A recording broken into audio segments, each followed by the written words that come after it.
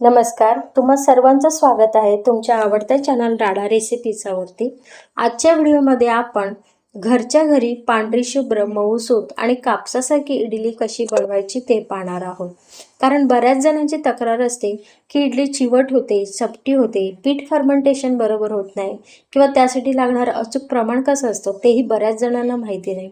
त्याच्यामुळे आजच्या व्हिडिओमध्ये त्यासाठी लागणारं परफेक्ट प्रमाण कसं घ्यायचं ते पाहणार आहोत। तेव्हा व्हिडिओ स्किप नका करू, शेवटपर्यंत नक्की पहा।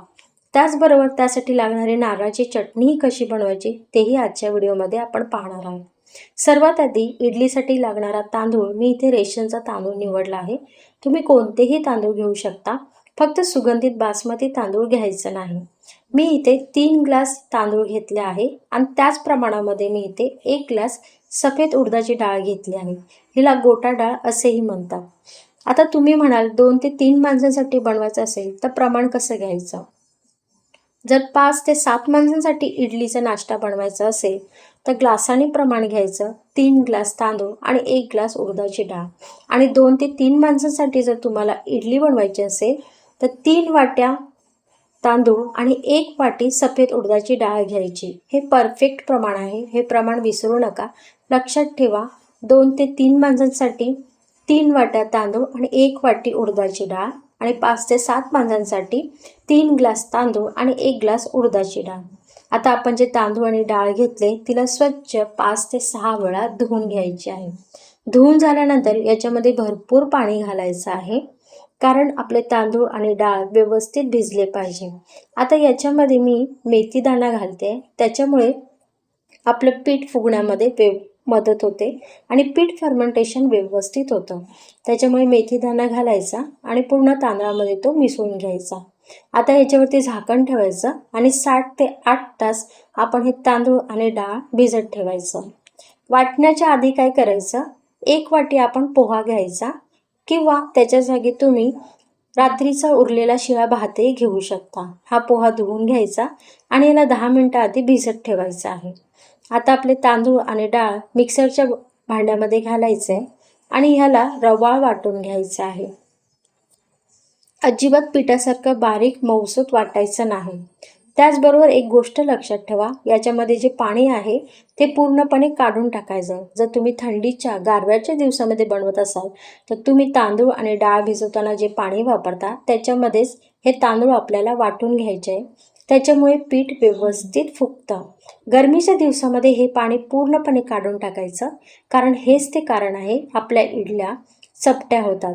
त्या पाण्यामध्ये उष्णता असते, आपले तांदूळ आणि डाळही गरम झालेले असतात, पाणीही गरम झालेलं असतं। मग याच्यासाठी कोणतं पाणी वापरायचं, तर याच्यामध्ये फ्रीजमधलं गार पाणी वापरायचं। त्याच्यामुळे इडल्या मऊसूत होण्यास मदत होते। आता आपण जे पोहे भिजून घेतले आहे तेही या तांदूळ आणि डाळीबरोबर वाटून घ्यायचे आहे। वाटताना मिश्रण नेहमी रवाळच वाटून घ्या, लक्षात ठेवा। याचप्रमाणे मी संपूर्ण डाळ आणि तांदूळ वाटून घेतले आहे। आता आपल्या हाताची मॅजिक, आपल्या हातामध्ये जे गुड बॅक्टेरिया असतात ते आपल्याला या तांदळामध्ये मिसळायचे आहेत। कसे, तर हात स्वच्छ धुवून घ्यायचे आणि एकाच डायरेक्शनमध्ये 5 ते 7 मिनिटं हे पीठ व्यवस्थित फेटून घ्यायचं आहे। याच्यामुळे पिठामध्ये एअर आतमध्ये घुसली जाते आणि पीठ फर्मेंटेशन व्हायला बऱ्याच मोठ्या प्रमाणात मदत होते, जेणेकरून आपल्याला त्यासाठी बेकिंग सोडा किंवा ईस्ट वापरायची, इनो वापरायची गरजही लागत नाही। त्याच्यामुळे जेव्हाही कधी इडली बनवाल तेव्हा पीठ हाताने नेहमी फेटून घ्या। पीठ व्यवस्थित फेटून झाल्यानंतर आता याला आपण उबदार ठिकाणी ठेवायचं आहे। त्यासाठी ह्याच्यावरती झाकण ठेवायचं, खाली काहीतरी परात ठेवा, जेणेकरून पीठ जेव्हा फुगतं तर ते सांडू खाली जमिनीवरती सांडू नये, तेव्हा ह्याच्या खाली एक मोठी परात किंवा एक मोठा ताट ठेवून द्या। आता हे पीठ आपल्याला रात्रभर फुगत ठेवायचं आहे। सकाळी उठून पाहिलं तर रिझल्ट तुम्हाला स्वतः दिसेल। इतकं छान पीठ फुगून वरती आलंय, छान अगदी आपल्या इडल्याही व्यवस्थित जाळीदार होणार। एकदा का पीठ व्यवस्थित फुगलं, फर्मेंटेशन झालं का 100% गॅरंटी आहे तुमच्या इडल्या मऊसूत कापसासारख्या व्यवस्थित होणार आहेत। आता याच्यामध्ये मीठ घालायचं आणि आता ह्याला फेटायचं नाही, तर हलक्या हाताने ह्याला हे मीठ या पिठामध्ये मिक्स करून घ्यायचं आहे। मी हे पीठ एका दुसऱ्या भांड्यामध्येही काढून घेते, कारण की खूप पीठ अगदी टोपाच्या बाहेर आला आहे आणि खाली ताटामध्ये सांडतही आहे. एक गोष्ट लक्षात ठेवा, पीठ भिजवताना एक मोठं भांडच घ्या, कारण की पीठ फुगून या प्रकारे वरती येतं. आता जी इडलीची भांडी आहेत त्याला या प्रकारे ऑइल ब्रशने तेल लावून घ्यायचं आहे. मी सर्व इडलीच्या साच्यांना तेल लावून घेतलं आहे. आता थोडं थोडं करून पळीच्या साहाय्याने याच्यामध्ये जे बेटर आहे ते घालून घ्यायचं. बेटर किती घालायचं तर आपला जेवढा साचा आहे तेवढं पूर्ण घालायचं नाही, अगदी थोडं कमी राहील इतकं बेटर घालून घ्यायचं आहे. मी याप्रमाणे सर्व साच्यांमध्ये इडलीचं बेटर घालून घेतलं आहे. आता याची आपण 15 मिनटं वाफ काढून घ्यायची आहे. जेव्हा सुरुवातीला तुम्ही जेव्हा इडलीचं भांडं लावाल तेव्हा 15 मिनटं वाफ काढा आणि त्याच्यानंतर जर लागोपाठ लगेच तुम्ही इडल्या बनवला तर एक 10 मिनटामध्ये व्यवस्थित वाफ काढून होते आणि आपल्या इडल्या व्यवस्थित फुगतात. इडलीची वाफ काढल्यानंतर ही भांडी साचा आपण बाहेर काढून घ्यायचा, एक 10 मिनटं थंड होऊ द्यायचा आणि त्यानंतर सुरीच्या किंवा चमच्याच्या साहाय्याने काठोकाठ त्याचा काठ मोकळा करून घ्यायचा आणि इडली आपली काढून घ्यायची. यासाठी इडली काढल्यानंतर थोडा वेळ थंड होऊ देणं खूप महत्त्वाचं आहे. पहा, आपली इडली परफेक्ट अशी पाटून फुडून व्यवस्थित झाली आहे आणि इडली आपली मऊसूत पांढरी शुभ्र झाली आहे. रिझल्ट तुमच्या समोर आहे. आता यासाठी लागणारी चटणी बनवूयात. मी इथे ओला नारळ घेतला आहे. त्याचबरोबर इथे मी 1 वाटी चण्याची भाजलेली डाळ टाकली आहे. तुम्ही शेंगदाणे घालू शकता.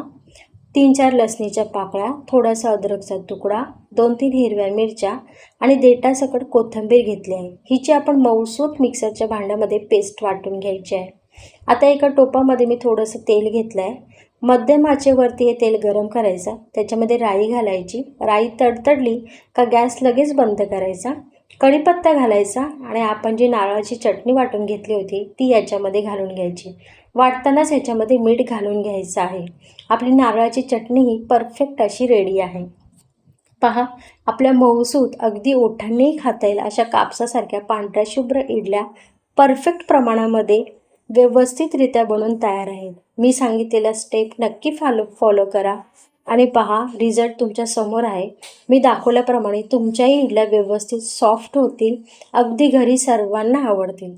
त्यावेळेस ज्यावेळी तुम्ही इडली बनवाल तेव्हा मी सांगितलेल्या स्टेप नक्की फॉलो करा आणि व्हिडिओ आवडल्यास लाईक, शेअर, सबस्क्राईब करा आणि अशाच नवनवीन रेसिपी जर तुम्हाला पाहायच्या असतील तर बेल आयकॉनवरती क्लिक करा, म्हणजे मी टाकलेल्या सर्व व्हिडिओज तुमच्यापर्यंत पोहोचतील. भेटूया पुढच्या नवीन व्हिडिओमध्ये. तोपर्यंत बाय बाय.